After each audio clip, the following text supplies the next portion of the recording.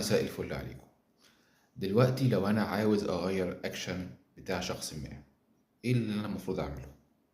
هل اجبره على كده؟ هل اقول له كلمتين احاول اقنعه بيهم؟ ولا اعمل ايه بالظبط؟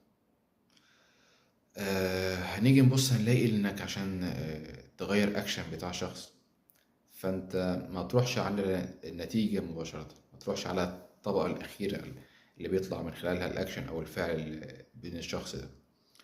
لا، انت كل ما تنزل تحت قوي، كل ما تغوط قوي، كل ما تروح للجذور اكتر، كل ما كان التغيير يكون اعمق واقوى وثابت وراسخ. طب ازاي تغير الوعي؟ تغيير الوعي ده بالنسبة لشخص دي حاجة صعبة جدا جدا جدا، لانك فكرة انك تغير عقيدة او معتقد راسخ في دماغ شخص ما، دي حاجة صعبة. صعب انك تحرك فكرة كانت ثابتة عند شخص، لان الفكرة دي لو انت نجحت فعلا انك تغيرها، او المعتقد ده لو انت نجحت انك تغيره، ده هينعكس على كل حاجة فيما بعد. هينعكس على تصرفاته، هينعكس على الاكشنز اللي هو هياخدها، هينعكس على عاطفته وشعوره، هينعكس على حياته كلها. كل ده عشان تغيرت فكرة.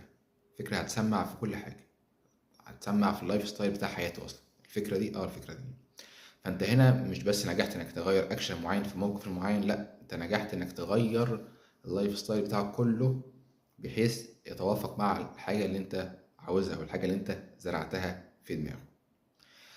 فبالتالي التغيير ده بيبقى تغيير اعمق بكتير من التغيير السطحي انك تغير موقف بعينه.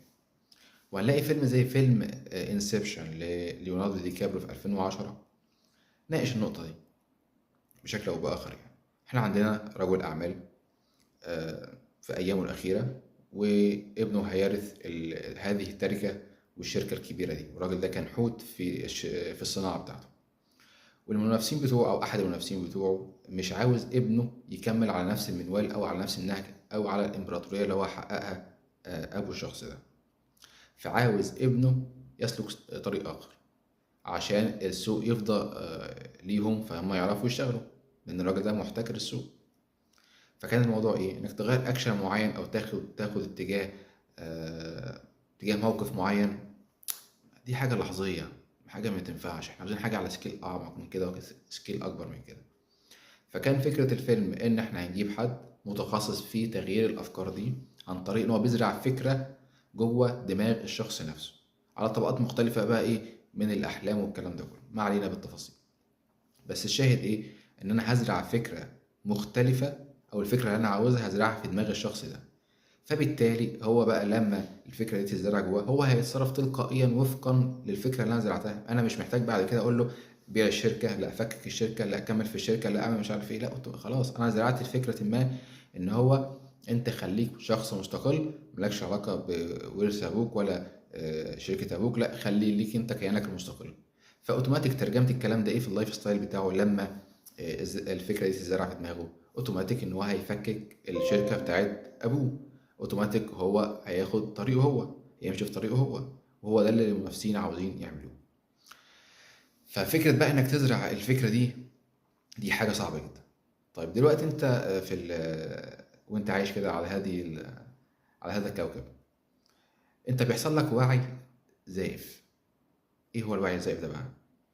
انت بيتهيألك انك عندك وعي خلاص، ولكن في الواقع الامر انت بيحصل لك تغيير لمفاهيمك، تغيير للمعتقدات بتاعتك، تغيير للافكار الراسخه اللي موجوده عندك. طب ازاي الكلام ده؟ بمنتهى البساطه، انت شايف الدنيا حوالينا مفتوحه ازاي، وشايف كميه الثقافات اللي بتتورد لك من بره، وبتتروج لك على اساس ان هو ده الشيء الافضل والشيء الامثل. فبالتالي مرة في التانية في التالتة في الرابعة، اللي بيحصل مفاهيمك بتتغير، بتختلف، بتختل أصلا، بتتشوه. ليه؟ لأنها بدأت تتأثر شوية بشوية بشوية بشوية، بتتأثر وأنت مش واخد بالك. فدي برضه من ضمن الطرق اللي أنت وعيك بيتغير فيها من غير ما تحس. العقيدة بتاعتك اللي هي الراسخة دي، اللي هو صعب تتغير على بمرور الوقت وبمرور الزمن، نتيجة حاجة اسمها الزن. الزن على الودان أمر من السحر. فأكون زن في زن في زن في زن، ومش بس زن، لأ، زن وترويج للزن ده. ان الزن ده او الفكره اللي انا بوردها لك دي هي الفكره المثلى، وازاي انت مش كده اصلا. وانا هبدا انفخ في الفكره دي انها فكره مثاليه وفكره مفيش زيها اتنين، واي حد مش على هذه الافكار فهو شخص متخلف ورجعي و.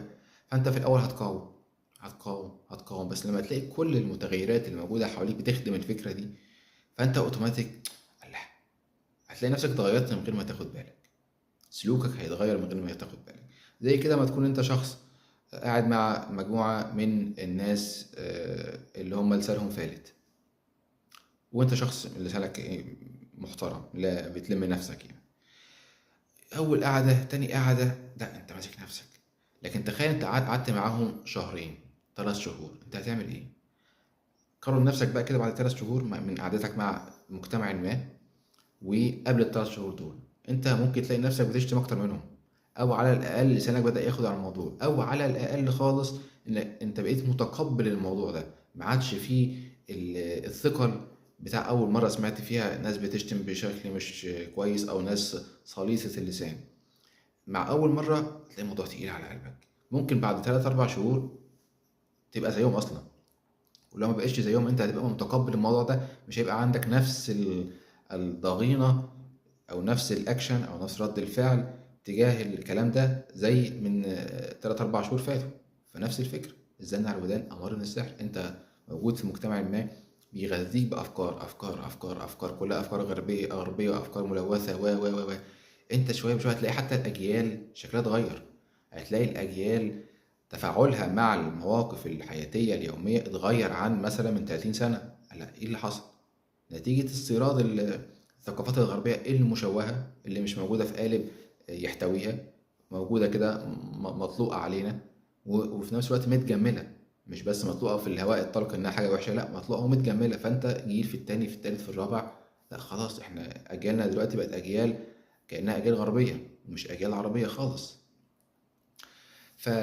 ده من ضمن الحاجات اللي بتغير الوعي بتاع البني ادمين، الزن وترويج الزن ده. وحاجة تانية ممكن تغير الوعي بتاعك أو الفكرة لو فكرة راسخة أو معتقد راسخ، الصدمة. أنت عندك معتقد ما وحصل فجأة شوك، حصل صدمة للمعتقد ده، انهار مرة واحدة كده، كأنك في بيت مبني وأنت جيت بلودرة ولا بحاجة وشلت العمود اللي موجود في الدور الأرضي، فهوبا مرة واحدة هتلاقي المبنى كله وقع. فالصدمة بتغير المعتقد 180 درجة. دي حاجة. يبقى احنا عندنا الصدمة، عندنا الزن، عندنا الفكرة اللي هي اللي احنا طرحناها في الأول بتاعت إنك تزرع فكرة في دماغ شخص، وده بيجي نتيجة الزن برضه، هي يعني ده بيسلم ده. وهنلاقي في أيام هتلر وزير الإعلام بتاعه الشهير جوبلز ليه مقولة شهيرة بيقول فيها: أعطني إعلاما بلا ضمير أعطيك شعبا بلا وعي. قال لها إيه ده؟ إزاي الكلام ده؟ ده ترجمة للكلام اللي احنا بنقوله من ساعتها، إن فكرة إنك تروج لحاجة وتزن عليه وتستمر عليه، فأنت بتخلق بيئة آه، مغايرة للواقع اللي هو المفروض تكون أنت موجود عليه. فالبيئة دي شوية بشوية بشوية هتأثر فيك أنت، فبالتالي أنت هتتصرف وفقا للفكرة اللي زرعت جوه دماغك أو الزن اللي هو كان موجود عليه. فأنت إيه المفروض تعمله بقى؟ المفروض تبقى واخد بالك كويس قوي وصاحي من الأفكار اللي تدخل لك. دايما هتلاقي كتير من فيديوهاتنا بنتكلم فيها عن إنك تبقى صاحي، رادارك يبقى شغال. في فكرة جات لي تانية في التالتة في الرابعة، تشوف نفسك بعد 3 4 شهور هو في حاجة فيك اتغيرت، في فكرة جديدة طرقت عليك، فبالتالي انعكست على تصرفك في الحياة. كل طول ما انت بتراقب نفسك اول باول فانت بتعمل ريفرش لنفسك اول باول، بتعمل ريستارت لنفسك اول باول. فبالتالي تأثير الافكار او تغيير المجتمع حواليك او الثقافات المختلفة حواليك هيبقى تأثير قليل، او انت شايفه يعني انت ملاحظ ان ده بيعمل كذا، الفكرة دي تبعاتها كذا كذا كذا، لا ده هو المجتمع ده اتهيأ بقى كذا عشان كذا. فبالتالي انت تبقى فاهم ايه اللي بيحصل حواليك. فخد بالك من انك تكون عندك وعي زائف. اشوفكم على خير، سلام عليكم.